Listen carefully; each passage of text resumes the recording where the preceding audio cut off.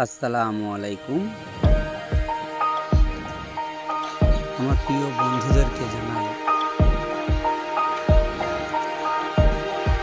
বেশ কিছুদিন হয়ে গেল ছাগলগুলোকে আমি বার করেছিলাম না।